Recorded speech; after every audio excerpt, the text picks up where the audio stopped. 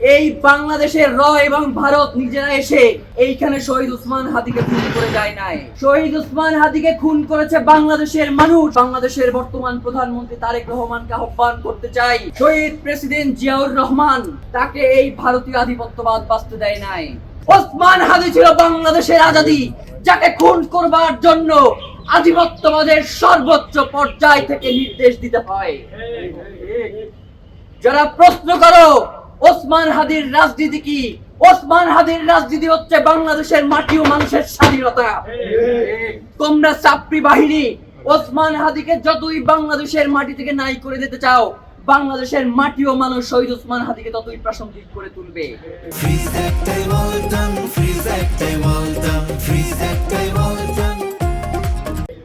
আমরা আজকে ইনকিলাব মঞ্চের পক্ষ থেকে কোন ধরনের দফা দেওয়ার জন্য এখানে আসি নাই। আজকে আমরা ইনকিলাব মঞ্চের পক্ষ থেকে স্পষ্টভাবে চূড়ান্ত আন্দোলনের দিকে ধাবিত হওয়ার জন্য আজকে এইখানে আমরা বসেছি।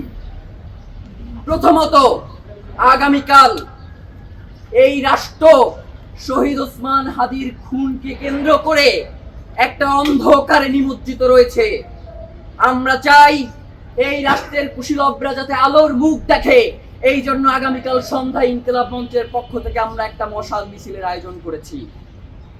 শুক্রবার বাদ জুমা আমরা এই ঢাকা বিশ্ববিদ্যালয়ের কেন্দ্রীয় মসজিদ থেকে একটি বিক্ষোভের ডাক দিয়েছি এবং বাংলাদেশের সকল জনগণকে শহীদ ওসমান হাদির খুনিদেরকে বিচারের মুখোমুখি করবার জন্য বাদ জুমা সারা দেশে বিক্ষোভ আহ্বান করছি জনগণের পক্ষ থেকে।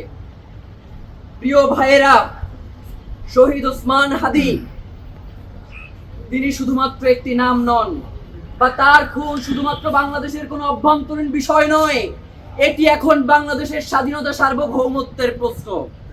এই প্রশ্নে আমাদের আর ছাড় দেওয়ার কোনো সুযোগ নাই। এই বাংলাদেশের এবং ভারত নিজেরা এসে এইখানে শহীদ ওসমান হাদিকে খুন করে যায় নাই। শহীদ ওসমান হাদিকে খুন করেছে বাংলাদেশের মানুষ। শহীদ ওসমান হাদিকে খুন যারা করেছে তারা দীর্ঘ 3 মাস ধরে শহীদ ওসমান হাদির গতিবিধি লক্ষ্য করেছে। শহীদ ওসমান হাদির খুনি জেলে ছিল, তাদেরকে তারা জেল থেকে বের করেছে। শহীদ ওসমান হাদির খুন হওয়ার পরে তাকে সেফ এক্সিট দিয়ে ভারতে পলায়নের সহায়তা করেছে। ভারতের প্রত্যক্ষ মদদে বাংলাদেশের পক্ষ থেকে যারা এই কর্মকাণ্ড ঘটিয়েছে, আমরা বাংলাদেশের বর্তমান প্রধানমন্ত্রী তারেক রহমানকে আহ্বান করতে চাই, শহীদ প্রেসিডেন্ট জিয়াউর রহমান, তাকে এই ভারতীয় আধিপত্যবাদ বাঁচতে দেয় নাই। আপনার মা দেশনেত্রী বেগম খালেদা জিয়াকে এই ভারতীয় আধিপত্যবাদের হাতে জেল খাটতে খাটতে তার হাতটা পর্যন্ত বাঁকা হয়ে গেছে। আপনার তো এই কথাগুলো ভুলবার কথা নয়। আমরা আপনাকে আহ্বান জানাই, শহীদ ওসমান হাদিও একই সুতোর মানুষ, যিনি এই সকল আধিপত্যবাদের বিরুদ্ধে দাঁড়িয়েছিলেন। আমরা যদি বাংলাদেশ থেকে আধিপত্যবাদকে নির্মূল করতে না পারি, তাহলে বাংলাদেশের স্বাধীনতা সার্বভৌমত্ব থাকবে না। আমাদের জীবনে, আমাদের দেহে এক বিন্দু রক্ত থাকা পর্যন্ত আমরা বাংলাদেশের স্বাধীনতার সার্বভৌমত্বকে ভারতের কাছে বিকিয়ে যেতে দেব না, দেব না, দেব না। প্রিয় ভাইয়েরা, আজকের এই সংবাদ সম্মেলন থেকে আপনাদের সর্বশেষ আহ্বান জানিয়ে আজকের মতো আমাদের এই সংবাদ সম্মেলনটা শেষ করতে চাই। শহীদ ওসমান হাদিকে যারা খুন করেছে, এই খুনের পেছনে যেই দেশি বিদেশি চক্রান্ত জড়িত রয়েছে এবং বাংলাদেশ থেকে এই খুনকে যারা ঘটিয়েছে, তাদের প্রত্যেককে বিচারের মুখোমুখি করতে হবে অতি দ্রুত। নাম্বার 2, এখন পর্যন্ত 14 থেকে 15 বার শহীদ ওসমান হাদির এই যে তদন্ত, এটাকে পেছানো হয়েছে।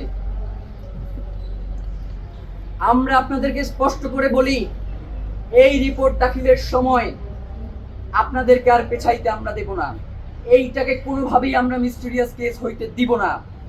পররাষ্ট্র মন্ত্রণালয়ের পক্ষ থেকে আমাদেরকে জানানো হয়েছে, আপনাদের মাধ্যমেই আমরা জেনেছি যে গত 1-1.5 মাস 2 মাস আগে আমাদের যিনি পররাষ্ট্রমন্ত্রী, তার সাথে ভারতের পররাষ্ট্র মন্ত্রীর একটা বৈঠক হয়েছে পররাষ্ট্র পর্যায়ে, এবং তিনি বলেছেন যে অতি দ্রুত শহীদ ওসমান হাদির খুনিদের দেশে ফিরিয়ে আনার ব্যাপারে ভারত সম্মত হয়েছে।